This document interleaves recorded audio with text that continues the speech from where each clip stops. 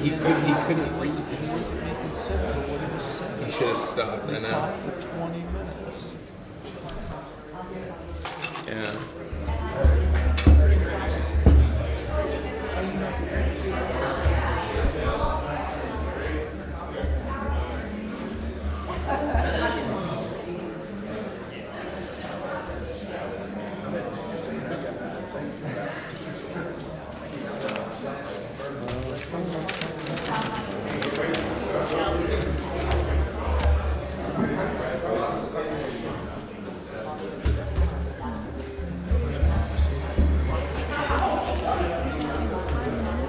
Okay. Grab some time this afternoon or this morning. Right after the meeting. Okay.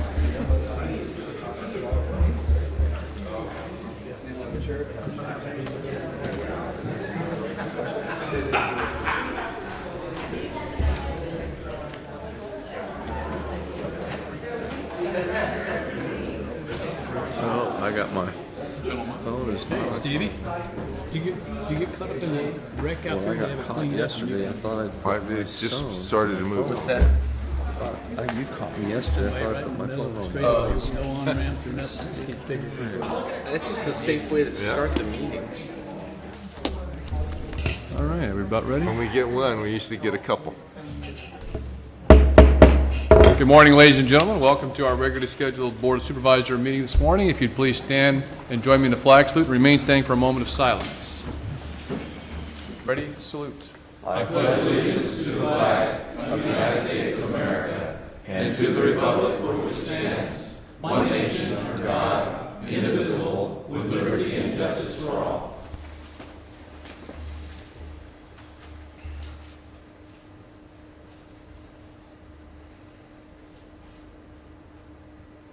Thank you. Please be seated.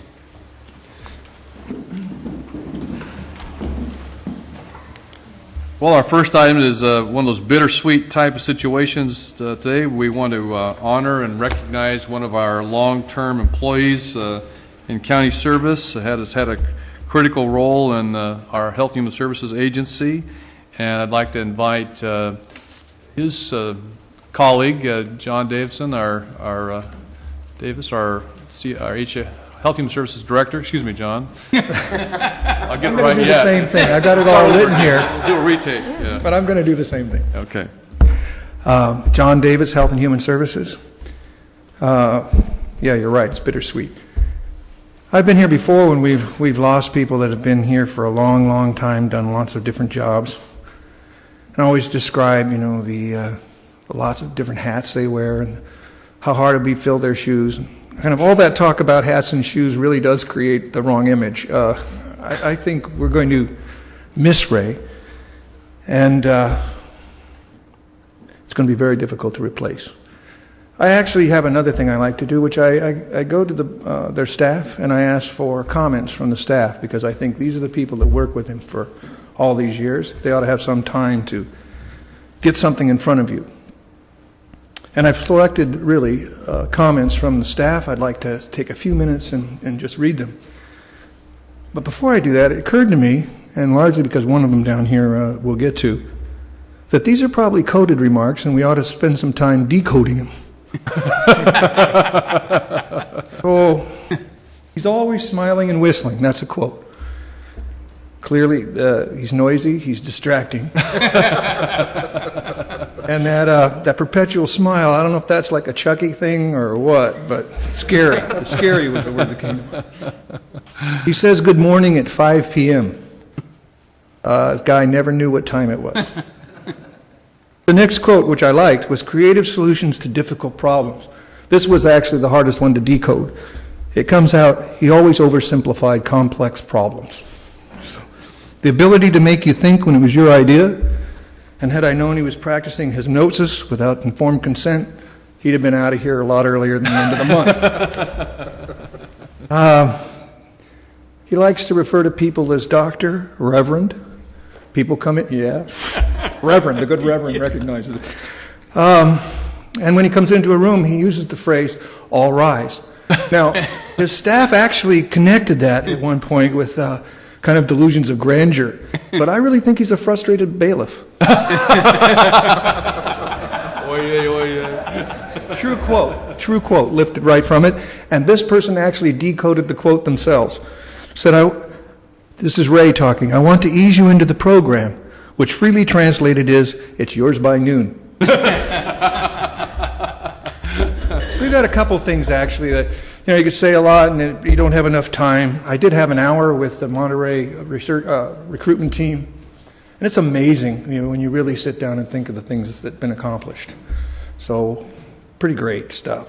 I have two that I guess I want to leave with Ray and with the board. One is that we're going to have a tough time replacing the knowledge and the experience that he's taken with him, and clearly they recognize that, or he wouldn't be leaving us. The other, which I think is probably a bigger compliment and better one, which is I've never been in a meeting where we sit down and discuss issues where there isn't some value added. That's really my measure for what you want in people that sit with you at the table. He always has a contribution to make.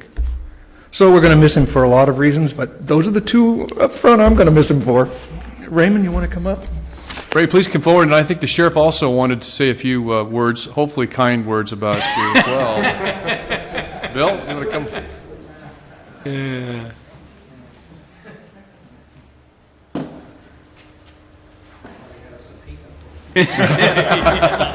What's that? Ray, I don't know what this is. This is from the undersheriff who's out of state right now, and I have no idea what it is.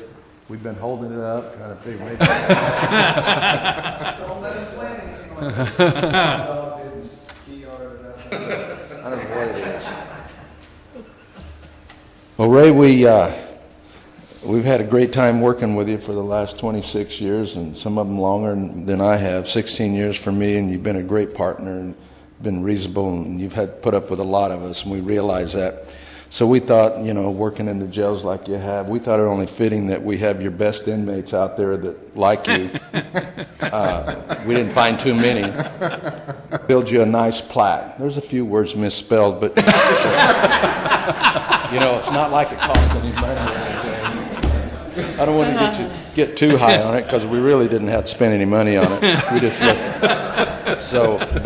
presented to Ray Bullock in grateful appreciation of your 26 years of hard work and dedication in providing great leadership to public health matters, health's misspelled.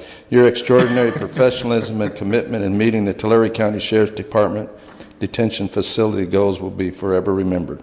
We wish you much success in your future endeavors. Thank you, Ray.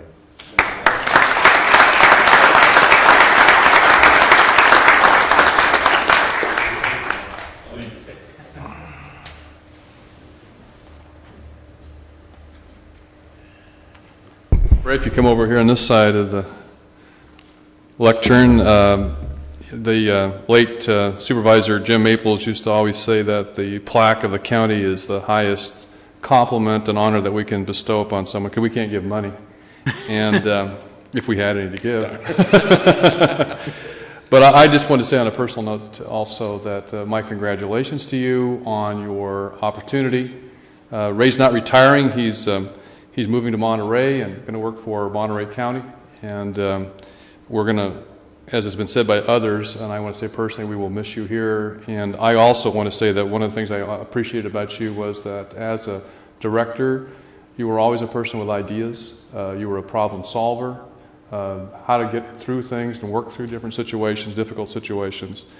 And appreciate your friendship, and I just wish you the very best in your new job. This is a plaque presented in appreciation of your 26 years of service and dedication to the community and to Tulare County. And I think you were such a community leader also in many ways. And so congratulations to you, and thank you. And you can have a few words to say in rebuttal, too, if you'd like to.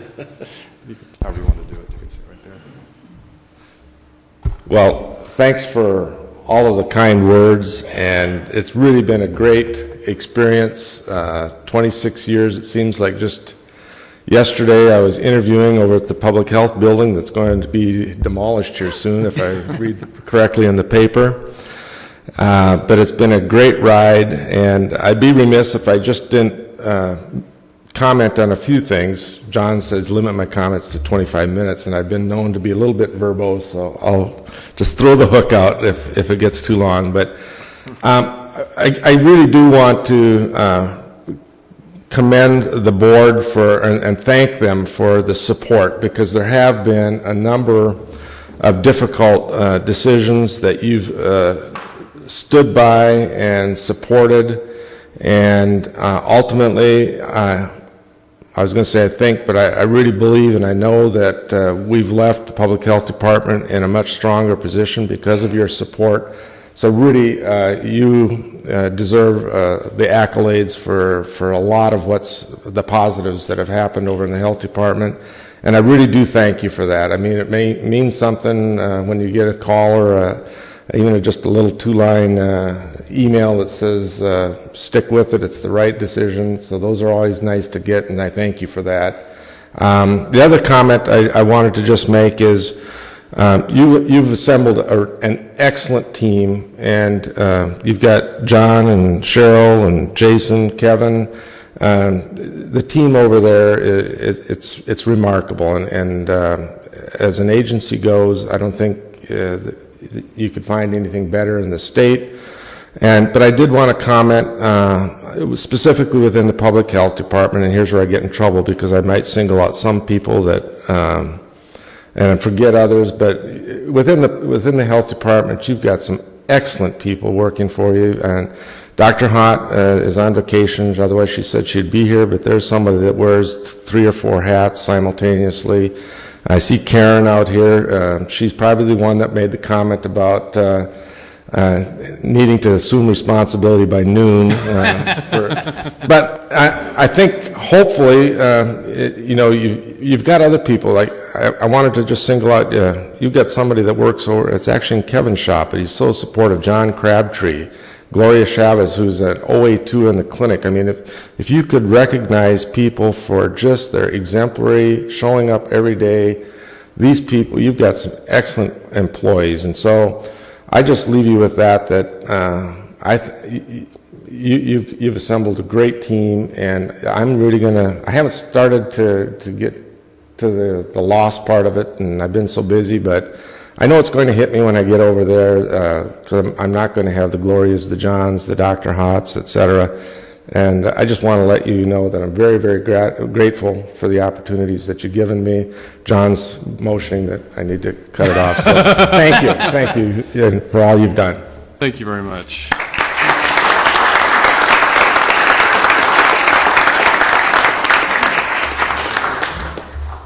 Well, I've been the recipient of Ray's Reverend or Doctor. We kind of have that between us. Maybe it's because my brother's a retired Church of Christ minister or something. Maybe I talk like that sometimes. But we are going to miss you, Ray. You're a great guy. I've enjoyed working with you for 4 years. We've been through a lot in the clinic closings and stuff in the Porterville area. So thanks for your help and your expertise there when I was at loss for words. So thank you. You're going to be missed, truly. Ray, I'd like also to thank you. We've had to make some very difficult decisions in the past, and I think about 5 years ago we kind of went through a reorganization, and any time that we had an issue that we needed a problem to be solved, your tenacity was always there to get it solved. And the other part is we always had the confidence in you to get the job done. And I believe that Monterey County is very lucky to get someone of your caliber. So we will miss you. Thank you. Fox? Well, I've got 2 things. First, I've known Ray for years before I came on this board. We have children who went to school together, children he had later in life, and my oldest children who I had when I was very young.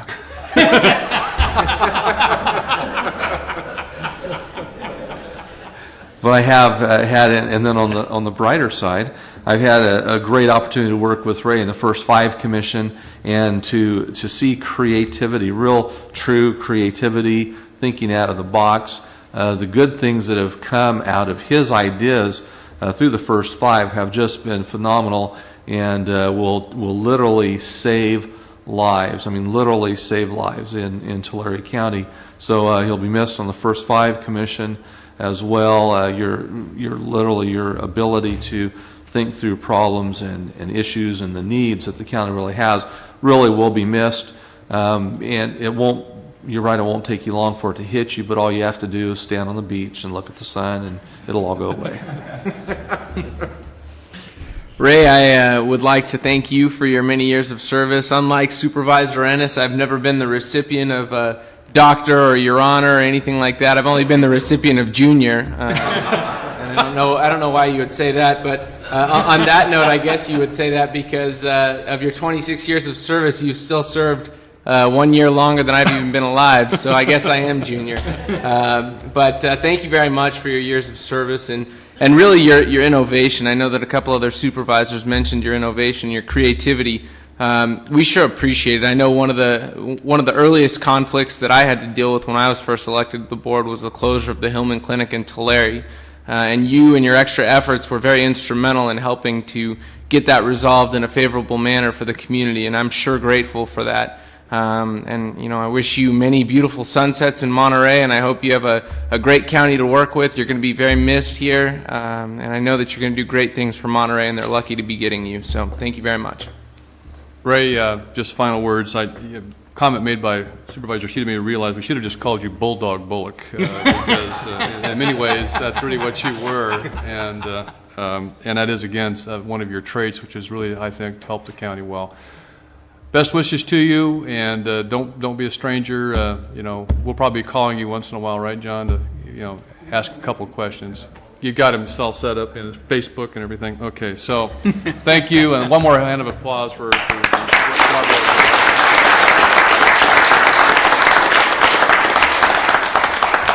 And now from the sublime to the political. We have a presentation by our lobbyist, Paul Yoder, who's going to from Strategic Local Government Services with a legislative update, and I think Paul's going to comment primarily upon the state budget. We don't have one, so it should be fairly quick. Go ahead, Paul. Thank you, Mr. Chairman. It's okay if I stand here today, give my report? Okay, Absolutely. Thanks. I don't know how you follow an act that includes a line like, "We ran this by the bomb dog and he didn't pee on it." But it's good to be here in Tulare County today.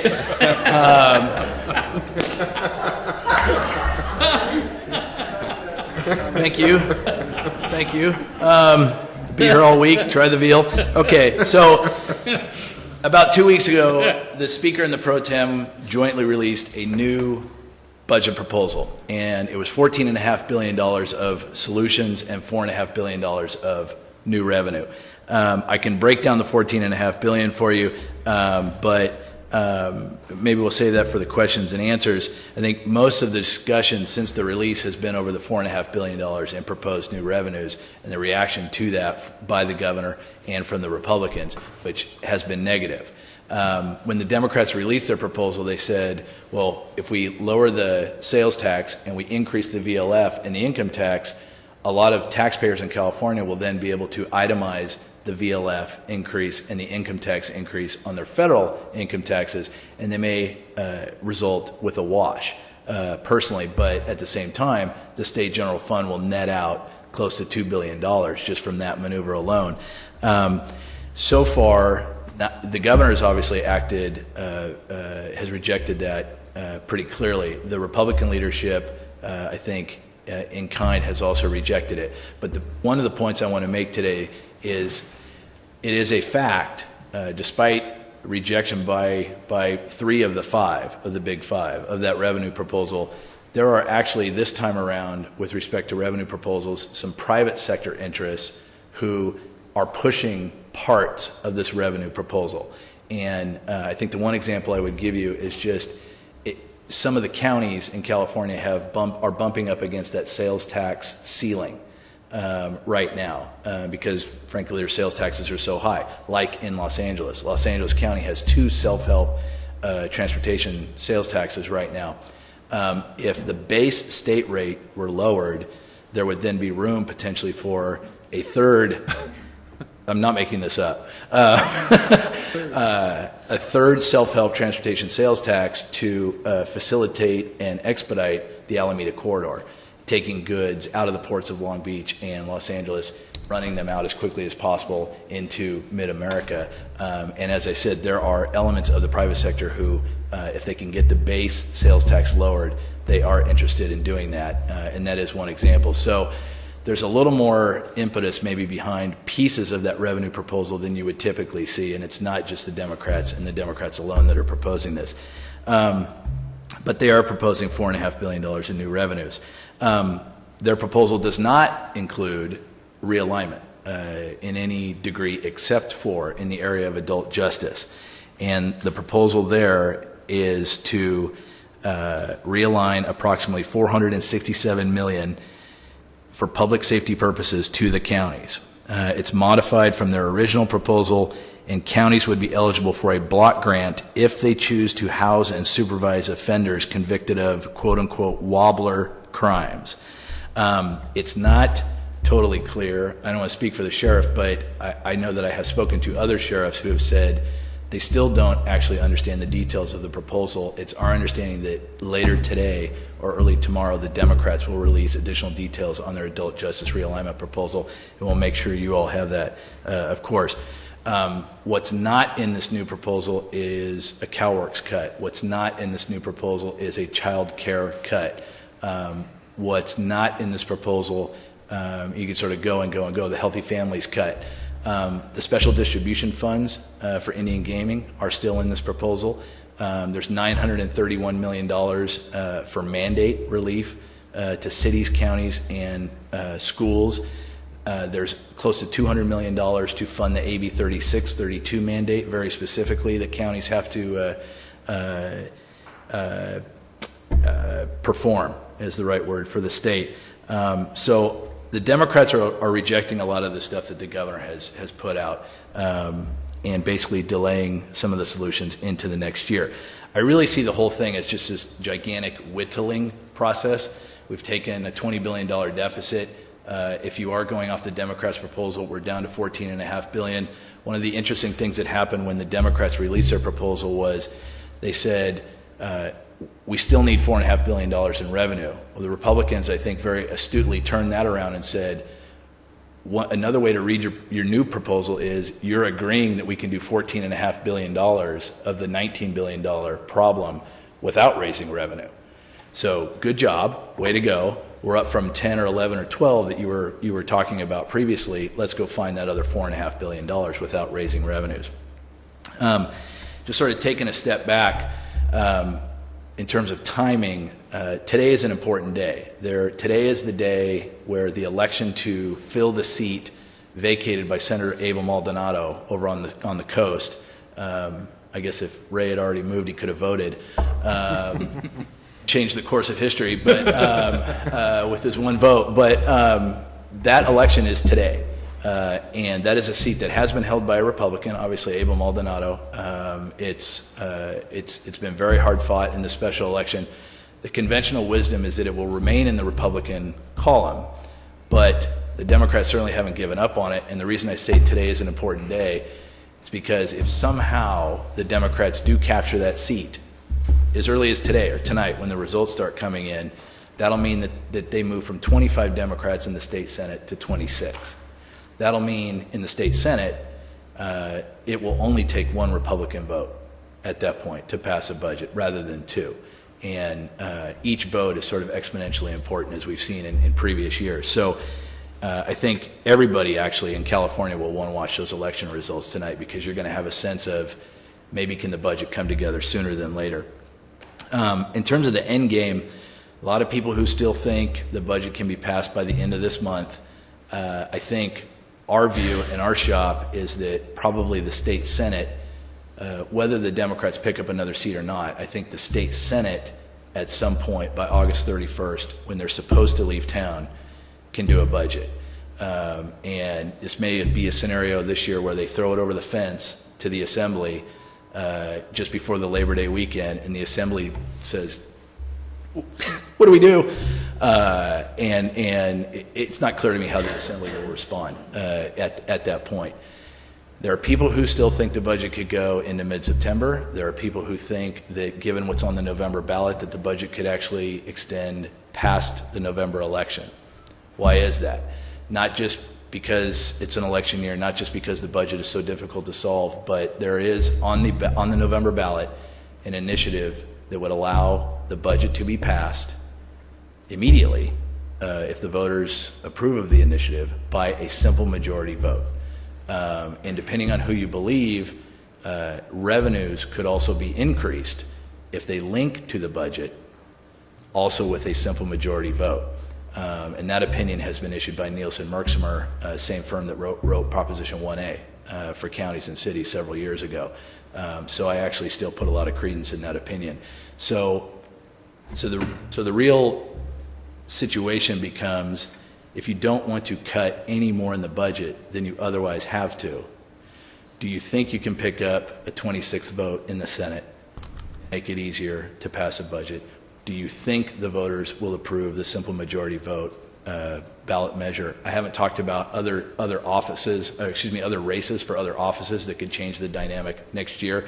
But the question really becomes, what cuts can you still forestall this year that, when just dealing with your own party potentially next year, you might not have to make those cuts, the same cuts or as deeply, looking ahead into the future. And so that's really why we still don't have a budget. It's because there are a lot of legislators who still aren't sure what they actually need to cut in the 10-11 state budget. And that's about as frank as I can be, I guess, into a microphone.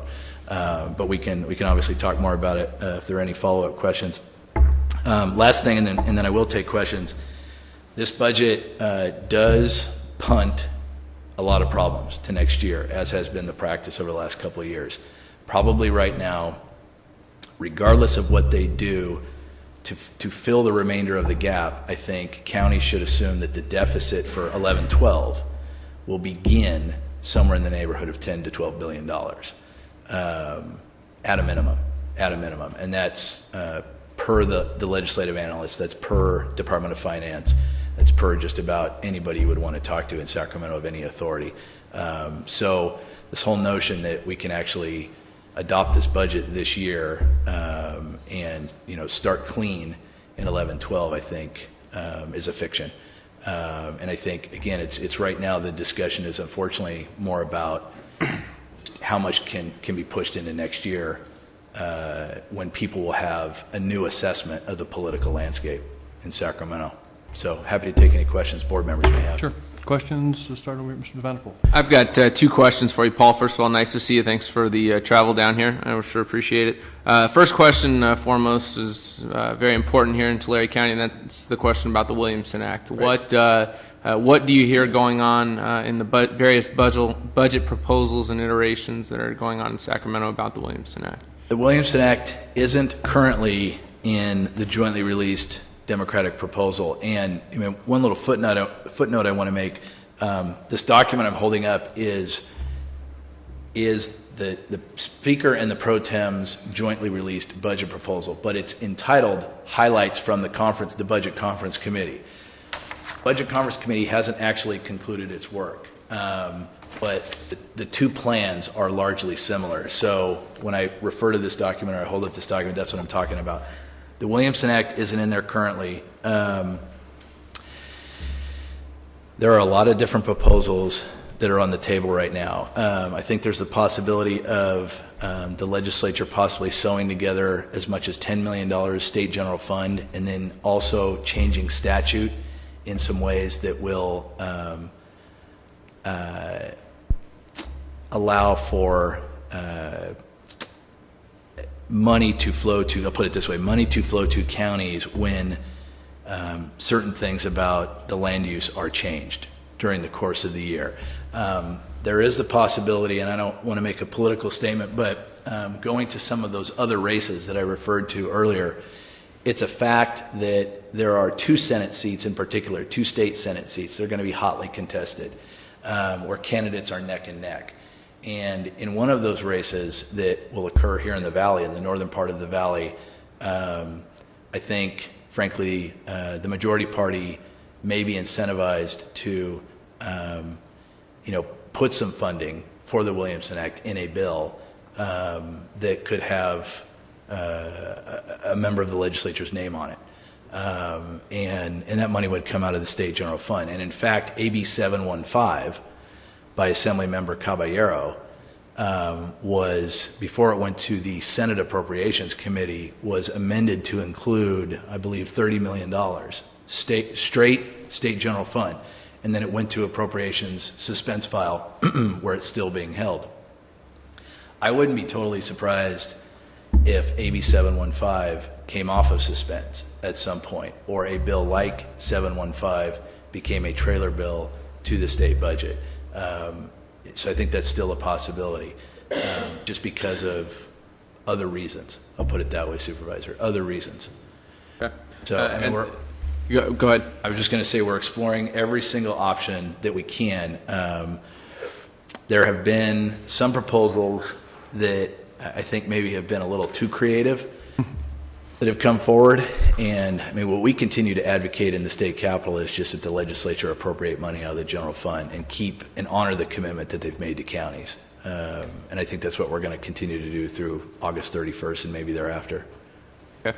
And then the second question would just be a general one, and I know you kind of touched on it, but here in the county, where the provision of social services is very important. We tend to alternate with another county in being one of the highest social service providing counties in the entire state. What else can be cut as they go forward, looking for additional non-revenue generating solutions in Sacramento? I don't think in the end, if they I don't think if revenues end up not being viable, I'll put it that way. I think the last, let's say they started out $4.5 billion apart. Let's say the Republican caucuses and the governor could otherwise sign off on the Democrats' proposal. I don't know that that's true. I don't actually think that's true, but let's say they're $4.5 billion apart.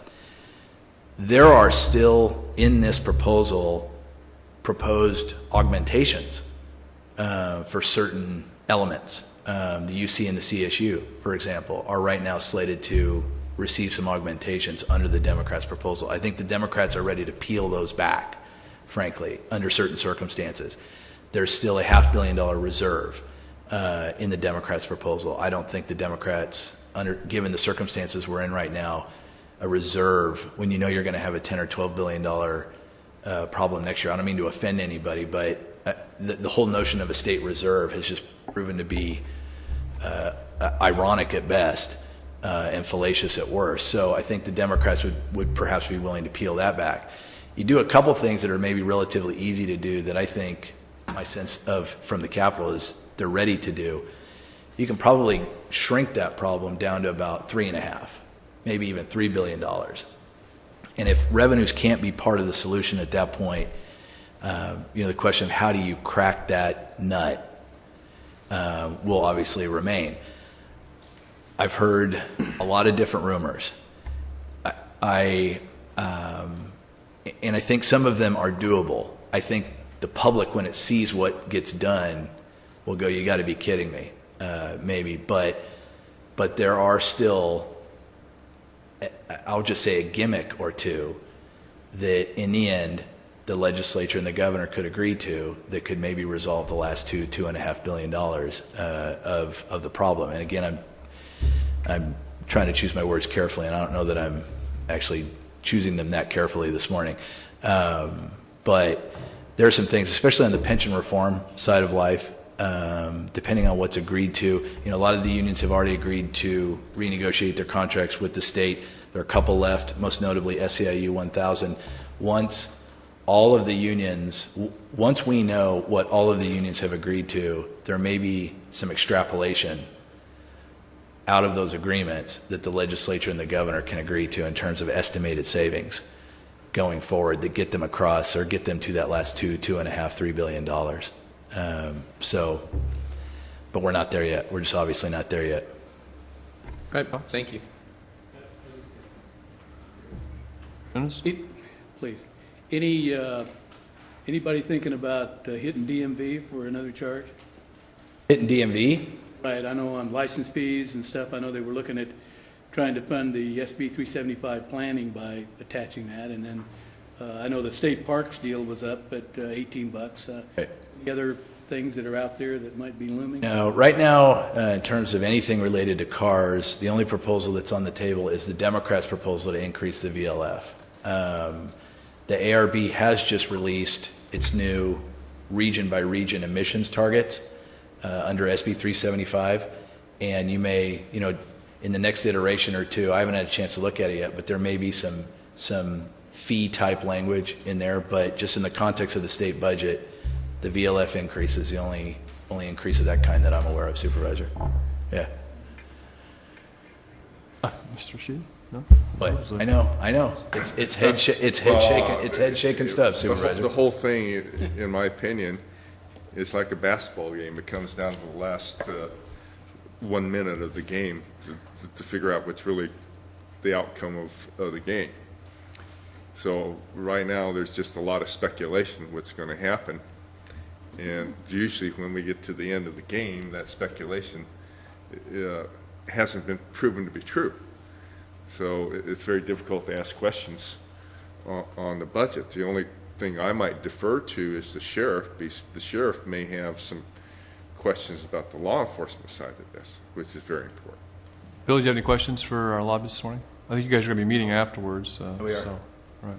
I told one of the department heads before I came up here, I said, if the punt is your favorite kind of offense in football, boy, do I have a budget deal for you. And I just think, that's true. But can I mean, Alan, to your point, I think right now counties can assume that the CalWORKs cut, I could go through the list, but for example, the CalWORKs cut proposed by the governor isn't going to happen. The child care cut proposed by the governor isn't going to happen in this 10-11 budget. The Healthy Families cut is not going to happen. I think they are coalescing around something in IHSS that will shave some of the costs and cost the state less in 10-11. I don't know about cost the counties less, but I think there are some things. I think that SDF money, I don't want to say take it to the bank, but we've really assembled a very good coalition of folks who have convinced the legislature to have it in, and I think have convinced the governor to leave it in. So that's potentially some good news. I thought that $931 million mandate proposal was a little goofy, but I've talked to some folks. It's going to be voluntary, and I've talked to some folks who have said, if counties want to take 85, 90 cents on the dollar for what they're owed for some mandates, I've talked to enough people who think you really can take an instrument back to Wall Street and get it sold, and it would be voluntary for local governments and schools. I don't know that you're going to want to do that. I don't know how many counties or cities or school districts will want to do that. I think there's some patterns that are emerging. There really are. And like I said, I think that last $3 or $4 billion is the question mark at this point. Interesting that 10 years ago, the state's contribution to the retirement account was $150 million, and this year it's $3.9 billion. There's your $3 billion you were talking about. Well, and you're stuck with it because you can't erase, or you can negotiate for future employees, but what you have now is what you have. Yeah, can I talk very briefly about pension reform and the effects on the state budget? It's interesting because for a long time, folks that were promoting pension reform said we could actually realize savings to the state in the budget year from pension reform. If you renegotiate all the existing state contracts a certain way, there's going to be savings. And then there were other folks who didn't necessarily want to have to go there on pension reform who said, well, maybe in the out years, but not in the budget year.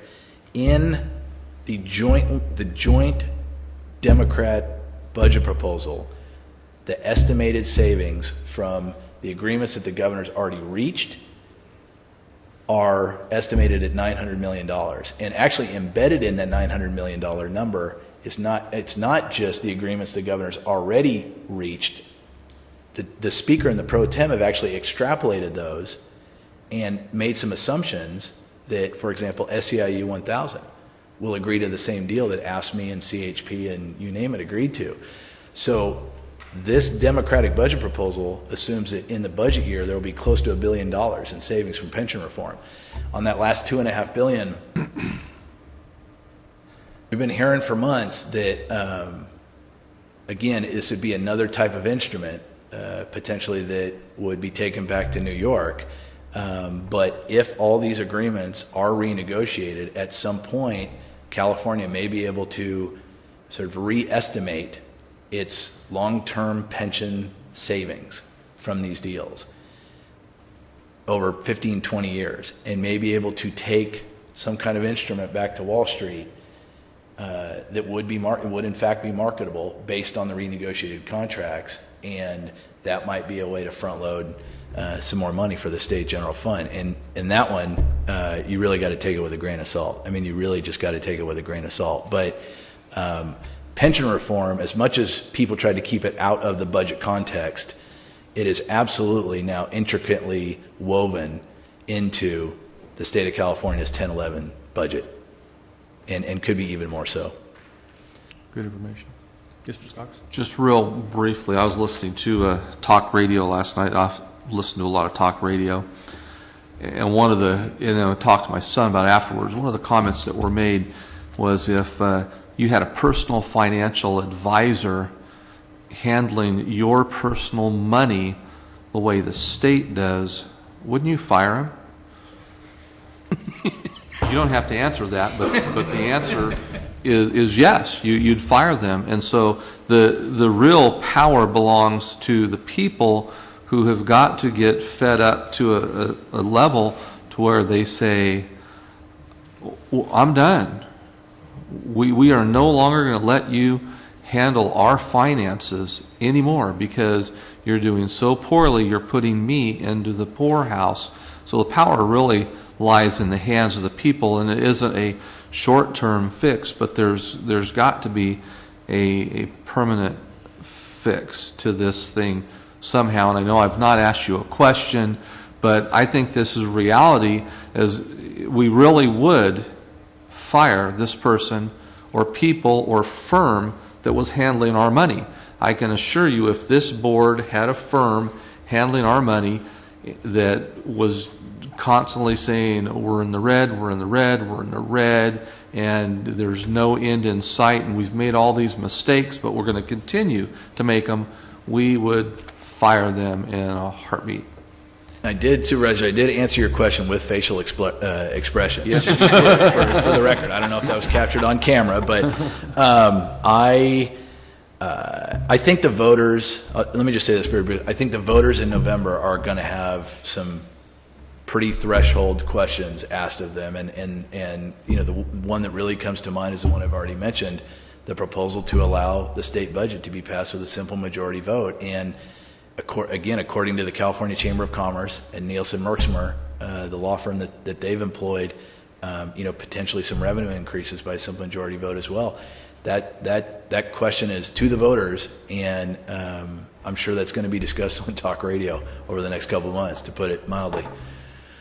Paul, thanks for being here. Appreciate very much your as always. up-to-date information, and we look forward to talking to you in the future. I know you're going to meet with a bunch of our folks today. In fact, because of that, I'm going to take some things out of order. At this time, I'd like to take our consent calendar, and on our consent calendar, item number 6 and item number 32 are going to be off calendar today. Are there any other items that the members wish to handle separately? Yes, Mr. Van. 13 and 28. 13 and 28. All right. Anybody else? Not entertain a motion.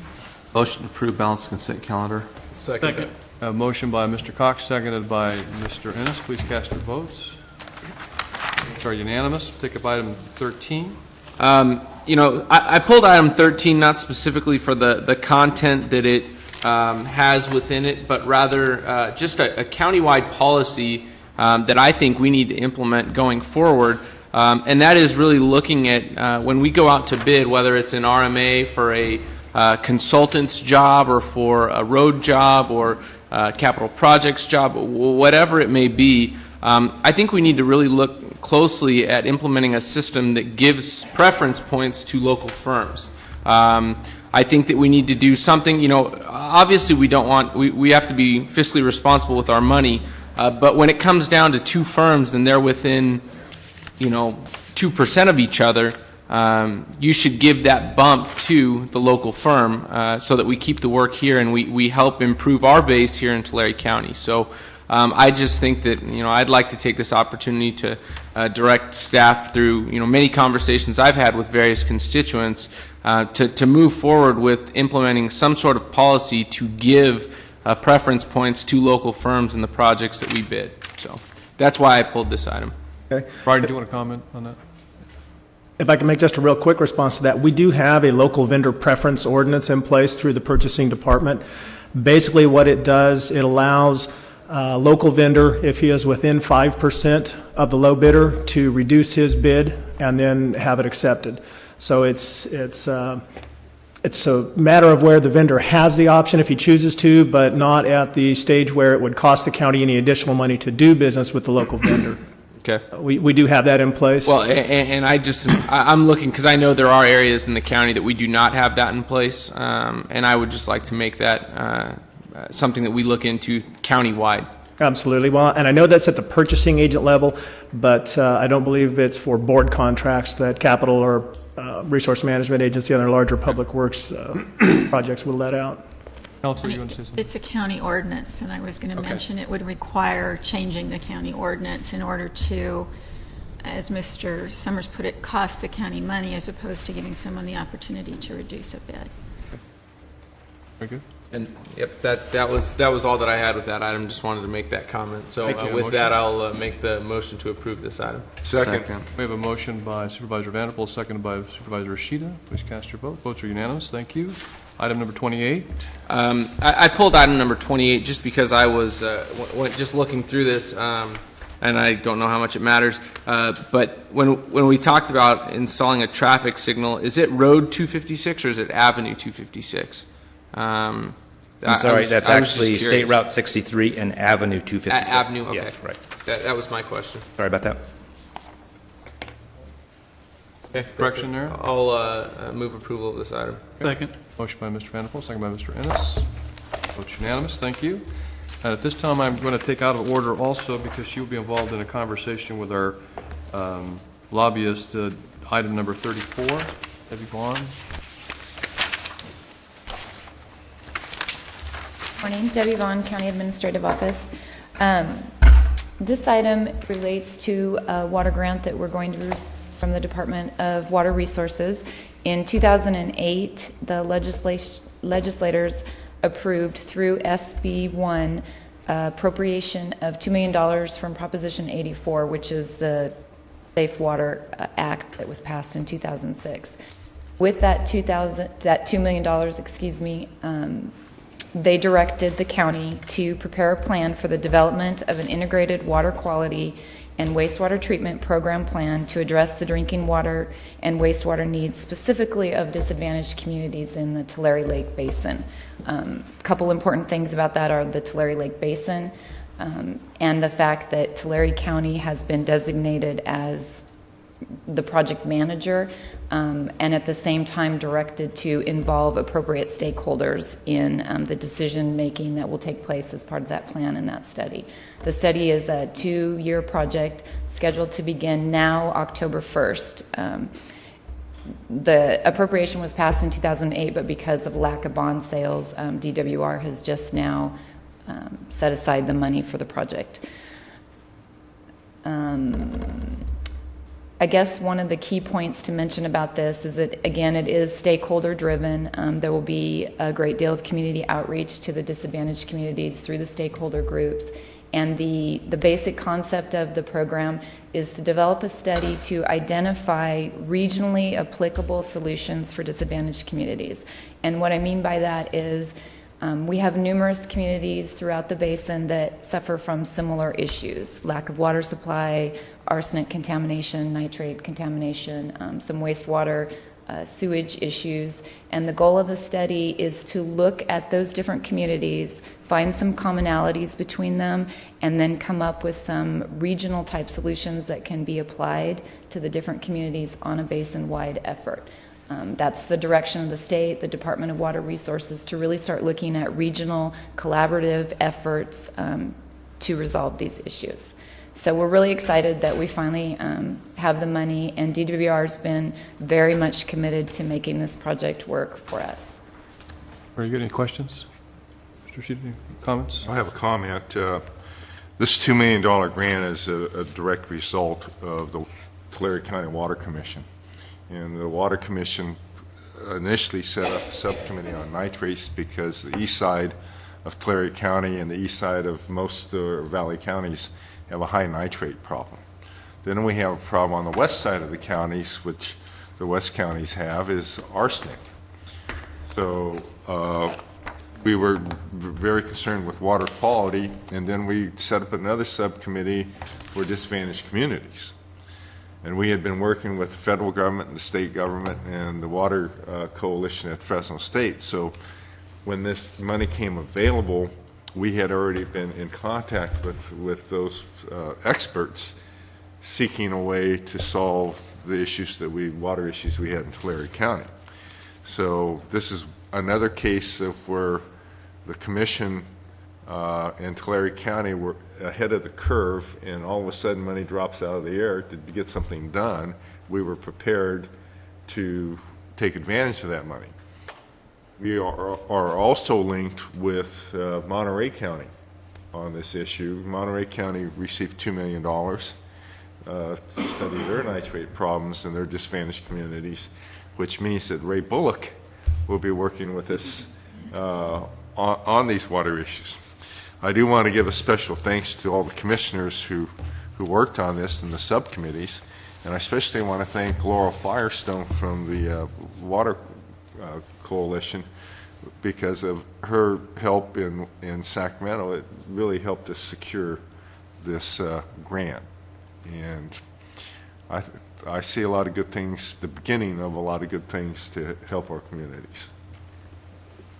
Very good, thank you. This is a action item. Move for approval.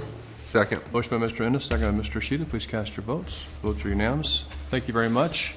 And now we'll go back to item number 3, a presentation given by the Tulare County Gang Prevention Task Force regarding the 2010 Step Up Youth Summit.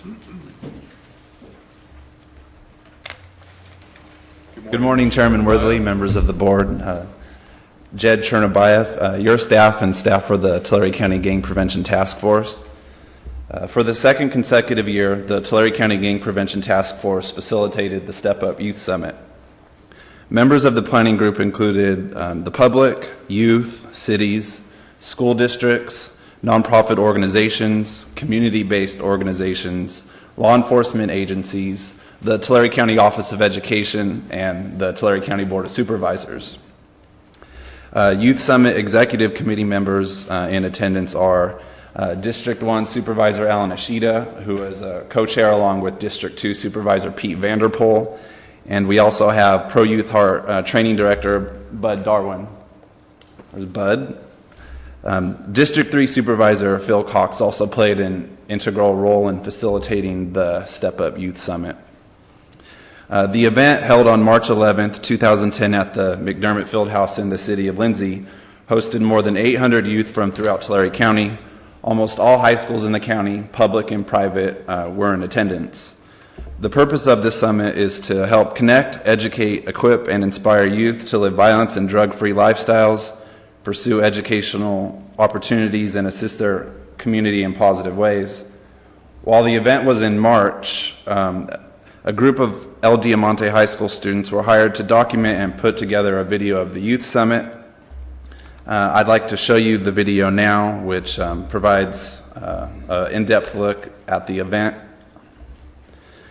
For those listening on the web, please visit www.stepuptc.com to view the Youth Summit video and other videos related to the Step Up Anti-Gang Initiative.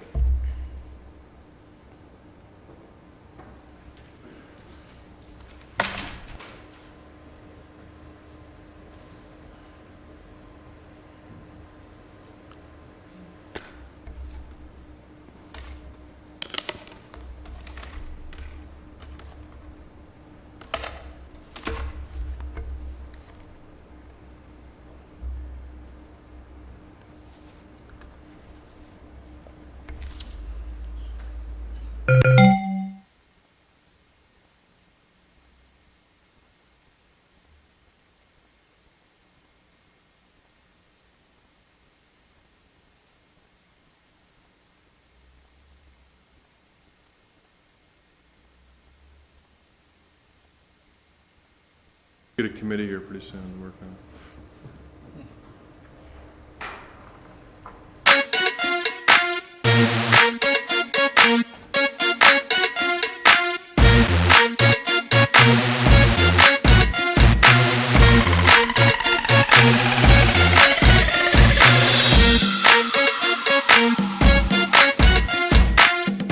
March 11, 2010, the Step Up Youth Summit hosted 800 youth from more than 50 public and private high schools within Tulare County.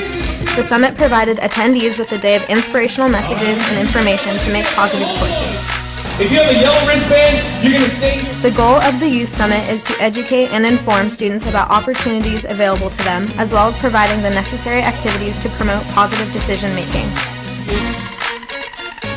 Hey, I'm so excited. Hello, my name is Derek Salazar. Welcome to the 2010 Step Up Conference. Can you give yourselves a big round of applause?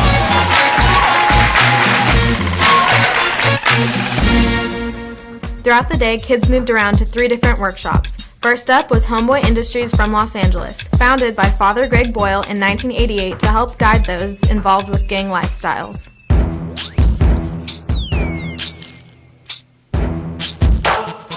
Basically, Homeboy Industries is here to raise the awareness of, living a gang-free life, ending gang violence. We might not be able to just really knock it out, but we're here to serve some punches and let everybody know that we got their back.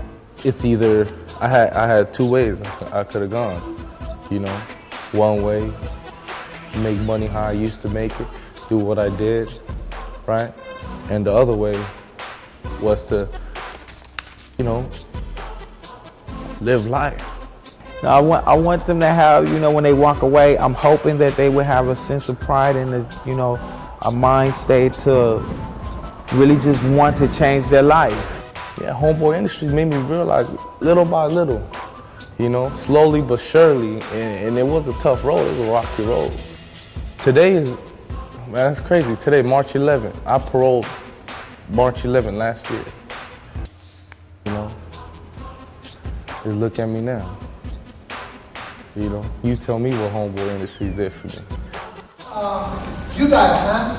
You guys are our future, you know what I mean? You guys have your whole lives ahead of you guys, And there's a big need out here, There's a lot of things that are going on out here with gang violence. And if you guys can learn from my mistakes and have a better tomorrow, that's why I'm here. Father Greg gives individuals, when he goes to camps, youth authorities, prison systems, their card and says, when you get out, come see me. Most of those individuals never come through the doors of Homeboy Industries because they go back into that lifestyle. But the very few that do come, their life gets changed and they make a difference and come do what I'm doing here today and giving back. The choices that you make today will affect you tomorrow. If you choose today to do what is right, you don't have to live that life of selling drugs and being in gangs. It's good in a sense where it's going to affect the lives of our young youth, and their tomorrows, They really have to know and understand the reality of drug use and gang violence, the aftermath of it, the consequences and the turmoil you'll go through, the suffering, the pain, that not only you will go through, but other people as well, So it's a good thing. After Homeboy Industries, the students moved on to the big hall where Bill and Ezra from California's Bay Area served up motivation and activities. We're very honored to be here at the Step Up Youth Summit. The reason we're here is because we've dedicated our lives to working with kids in a youth development way, in the youth development programs. Most of my work was with the City of Oakland, City of Richmond. I actually worked at Cal Poly Pomona running big youth programs. My whole life has been dedicated to that. And people can make a difference. Kind of making me understand how much, I don't need gangs and drugs and violence to have a good time in my life. It's harder growing up nowadays. There's a lot of different pressures out there, and so the more that we can kind of keep kids in a positive way and help them change their attitude a little bit, I think the better off we can all be, One of the activities is called waterfall, and it's just kind of going underneath the big giant rope that's turning, and then we're going to start that in 2s. We're going to build it up to 4s to 8s until we get people hooking together, and just a whole way of just energizing folks. It's a very simple one, just to getting us all waking up together. If you're surrounding yourself with good, positive people, making those connections throughout your whole life, that's going to make the difference.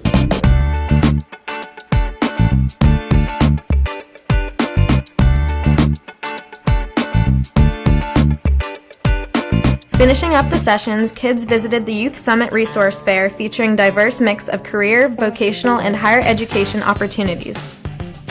The students were able to move around different displays from all over the Central Valley, focusing on career exploration and vocational training services.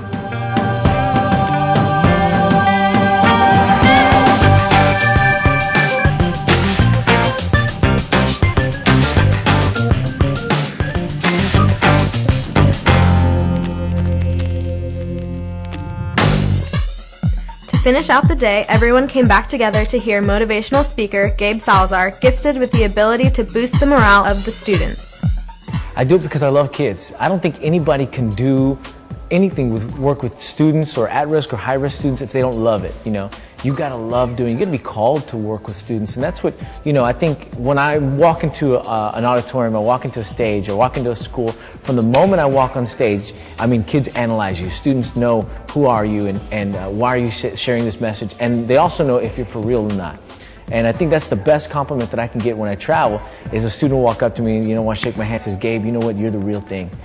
But when you're genuine and you're sincere in your life and helping people, no matter what you say on stage, well, of course it does matter what you say on stage, but some people are really concerned about how I'm going to say it, and is it going to be well received? Man, if you're genuine, you're honest, you're true in your heart, and what you're sharing with people, man, they'll receive it. With hope and believing in yourself and knowing that your community believes in you, faculty and staff of your school believes in you. But if you believe in yourself, you can look in the mirror and say, there's no excuse. You know what? Then you can believe in yourself and you can have hope that great things can happen. Because today in America, it's true. Great things can happen when you make good decisions, you go after your goals and your future, and you surround yourself with people that are doing what it is that you want to be doing in life.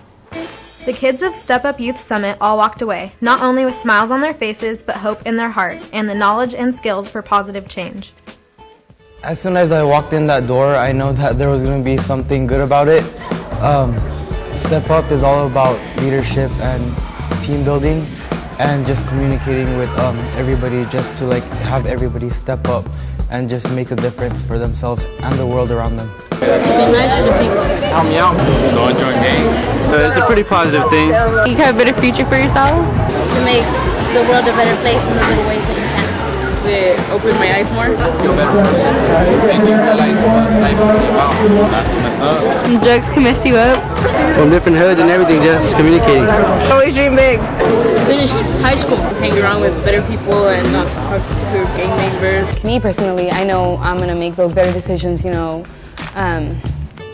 really socialize myself around negative people, because they can influence you to make bad decisions. So that's something that I'm going to try to stay away from now and then, because you got to think about your own future and your life and what you want.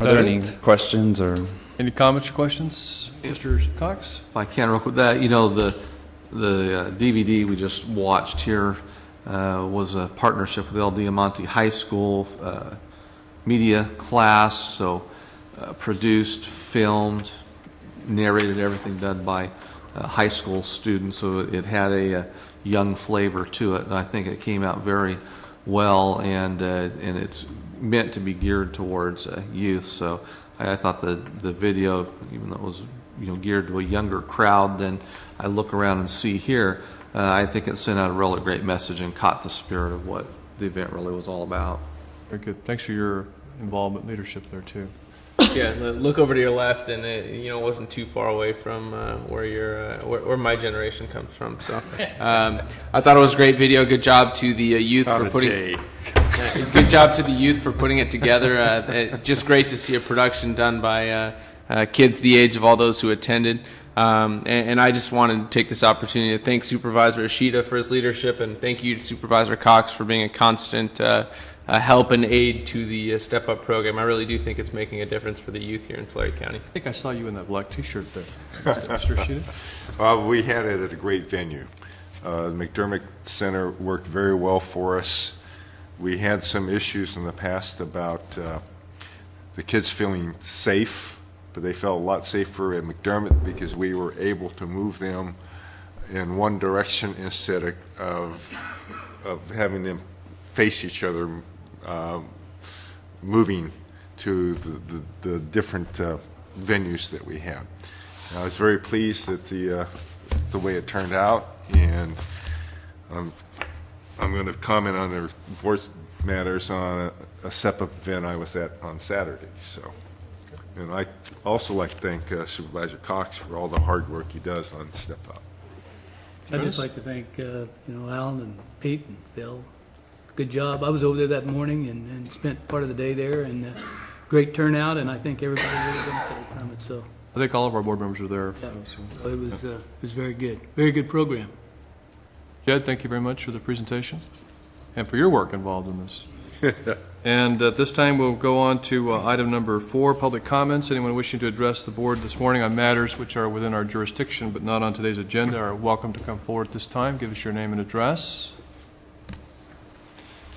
Seeing no one, we will close the public comment and bring it to the back for the Board of Supervisors matters. And I'll begin on my right, Mr. Ennis.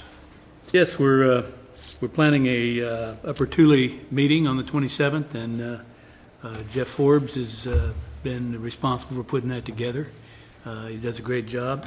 We're going to have Cal Fire and County Fire, County Roads, Caltrans, Highway Patrol, and the U.S. Forest Service, plus citizens from Alpine, Sequoia Crest, Ponderosa, and Camp Nelson area involved in that. So we're going to try to do this on a yearly basis, and last year we were a little bit late getting it out, and weather kind of kept people away, but this year I'm hoping for a good turnout. So appreciate what Jeff's done on this for us. Thank you. This Saturday, I was in Farmersville at a Step Up event, and what it was is the volunteers from the Farmersville High School that went into the senior center in Farmersville and did a lot of landscaping and painting and installing a dishwasher, which was a little bit harder than we thought it would be. Some of those kids were also on the championship soccer team that we honored before the board this year. So it was another great event sponsored by Step Up, by one of the learning grants, and it seemed like the kids did learn some new skills that they would not have been exposed to before, and they all seemed to enjoy themselves. A side observation while in the senior center was that 2 years ago, I believe, that we had to discontinue serving meals through the Kings Tulare Area Aging Agency to the seniors in Farmersville and some other communities. At that time, it was very difficult to get $1.50 from the participants to help pay for the meals. Well, now they have as many participants, if not more, and they are donating $3 per meal. And partially that is because that they're not relying on the government subsidy to pay for that meal. And the other part is that when you have a food program, we have to follow strict nutritional guidelines. And this way, they don't have to follow the strict nutritional guidelines, and they may be eating food that they enjoy more than feeding the guidelines. But I think we also need to remember is that to get a meal in some of these seniors are very important result of these lunch programs, but the other part is the social aspect of it, to where they can interact with fellow seniors. So I think it shows again that when there's a need and there's results, people will step up and help themselves versus relying upon just government subsidy. Thank you. There, mashed potatoes and gravy. Fox? That was Saturday. We know what Mr. Ennis is going to be eating in his retirement years. 2 quick updates. Here a few months ago, we put together a comprehensive gang assessment study to facilitate a grant that was being written by the Boys and Girls Club, and we've asked various agencies to help us update that statistical data. And at our the Gang Prevention Task Force Administrative Committee this week, Visalia Police Department presented some statistical data that shows a decrease of gang-related crimes over the last 3 years that are kind of staggering. The number of guns being taken off the street has increased. The number of drive-by shootings has decreased. The number of assault with deadly weapons have decreased. So looking at their statistical data over the last 3 years, the statement from Lieutenant Salazar last night to the City Council in Visalia was, it appears that what we're doing is working with the prevention, intervention, and suppression methodology that's been used here in the county, and with a lot of stress being put on the prevention and intervention in the last few years, we can see through statistical data that what we're doing is having a big effect. Now, I would remind you, like the sheriff reminded me, all you need to have is one wild night in an area where several people are shot or shot at, and your statistical data all flies out the window. But if you take the long view over the last few years, it's interesting to see what's happened in the city of Visalia.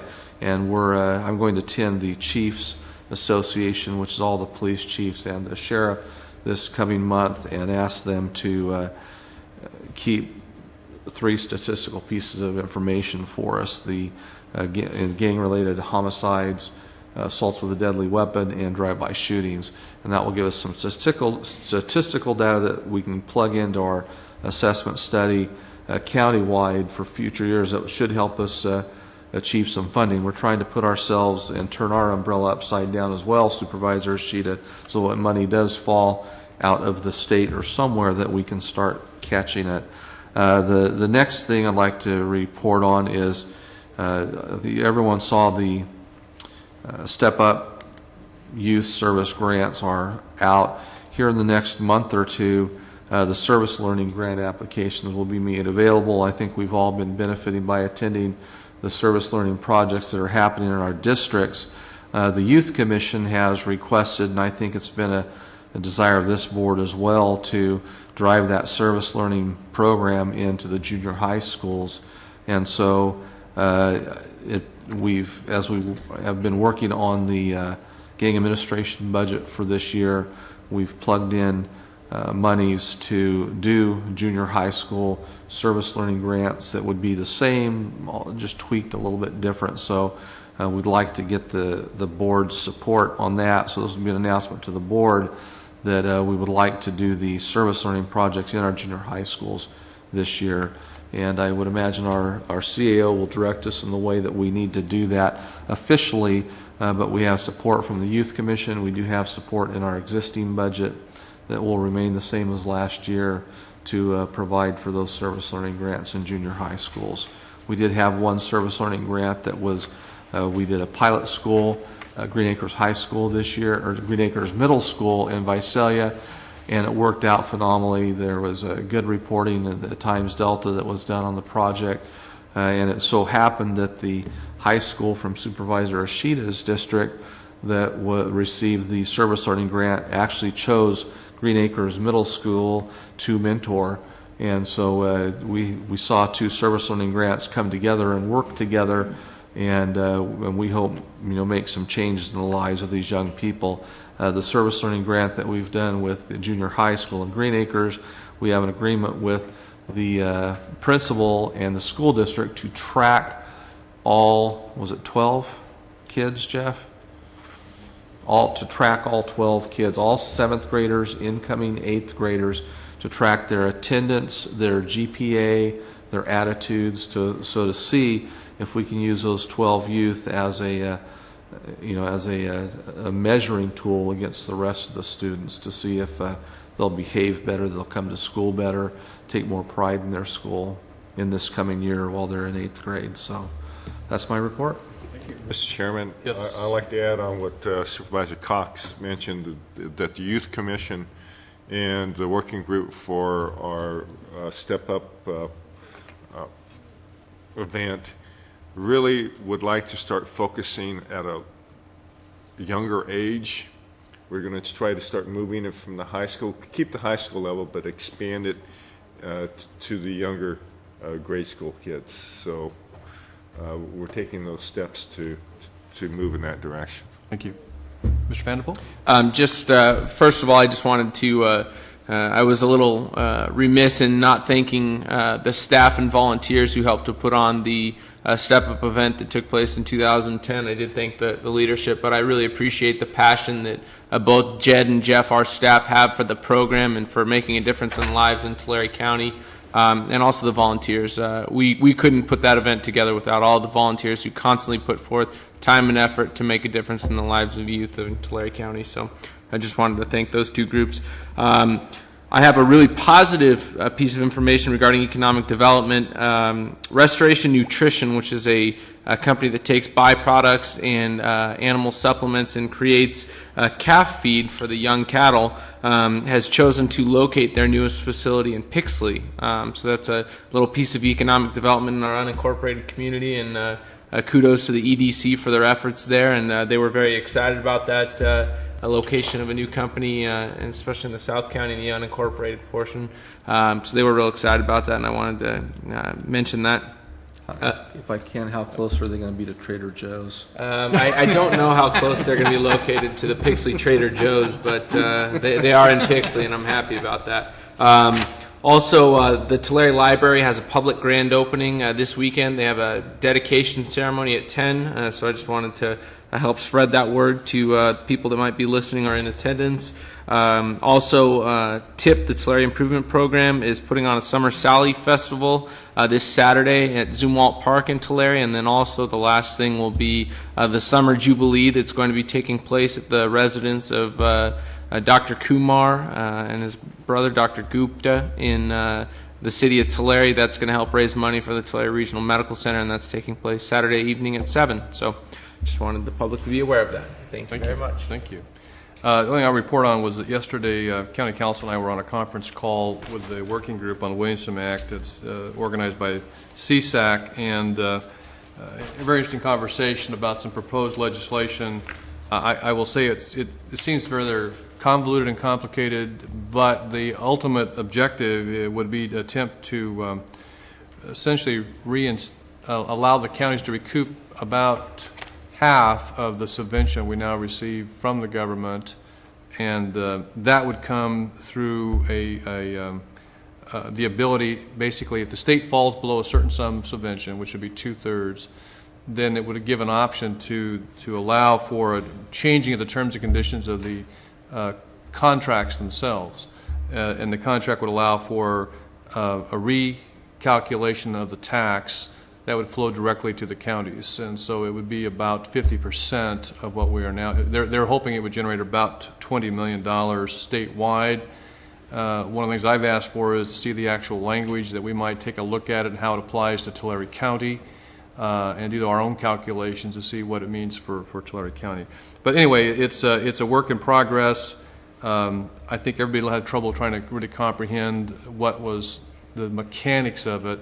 And I think a great concern for us is when you do these calculations, there was some discussion about computer-aided assistance and so forth, and I pointed out to them that in Tulare County, and I think many counties, we really have an antiquated system now for calculating our taxes. And this is going to require a lot of handwork, because what happens is, as property, for instance, is sold, we've had these contracts in many cases for 30, 40 years, and the property might have been sold multiple times. So every time it sells, you're going to have a recalculation of the property tax.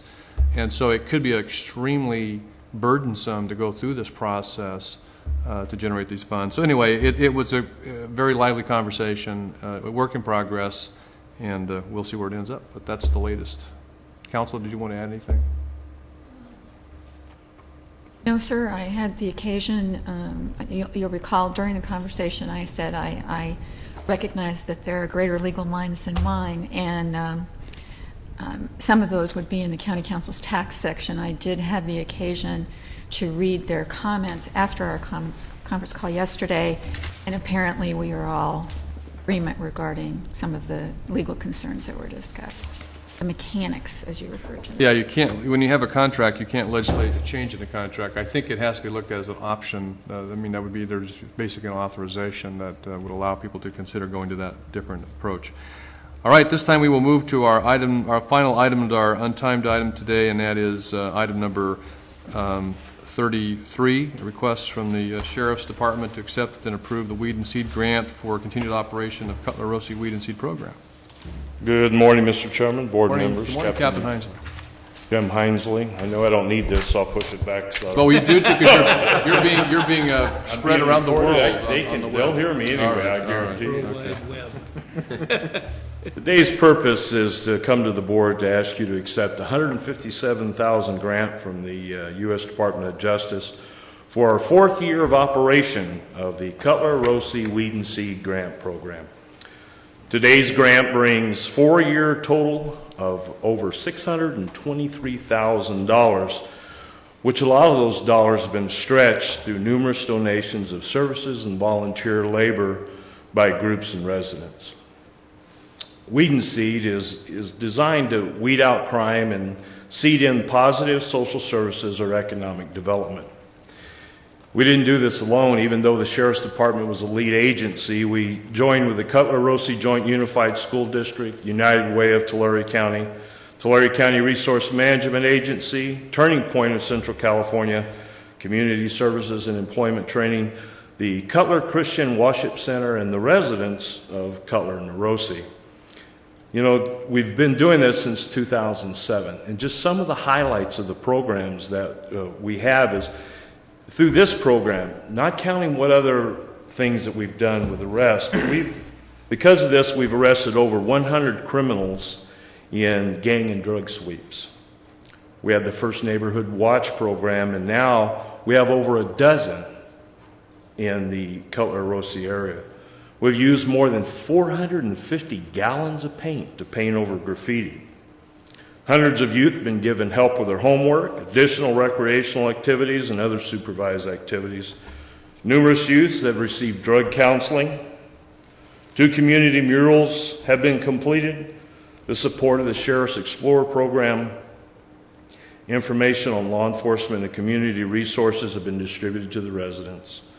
And extensive trash and other neighborhood cleanup was performed in the area. I think the biggest part of this grant is that we've brought together diverse groups from faith-based organizations to government agencies to nonprofit groups to the residents themselves. This program was recognized in 2009 as a model for the nation, and we were actually able to send back 2 staff members to Florida, which they enjoyed, by the way. It was actually paid by the grant, so it didn't come out of our funds. And it was to present Tulare County's model of what a weed and seed program should be. So that speaks a lot of not only the Sheriff's Department, but the county as a whole, that we were recognized nationwide as having one of the better programs in the nation. With that, I'll entertain any questions or comments. Any questions or comments? I would like to say my thanks to the Sheriff's Office for taking leadership in this and all of the partners that they've had. I've been a lot of positive comments about gang activity levels in the community. The civil injunctions that we've been working with have been very effective, apparently, at reaching out, and good things are happening in that community, and I know it's being noticed by the citizenry there. And also I want to say a special thanks to Lieutenant Chambers for his leadership role there in that community as well. So, are there any other questions? I'll entertain a motion. I'll make that motion to approve this item. I'll second. A motion by Supervisor Vanderpool, seconded by Supervisor Cox. Please cast your votes, and votes are unanimous. Thank you very much for being here, Captain Hinesley. That will conclude our regularly scheduled meeting for the day. We have closed session items, Council, we still need to consider. Yes, Mr. Chairman, you do. You have items A through D on your board's closed session regular agenda and addendum. I do not anticipate any announcements.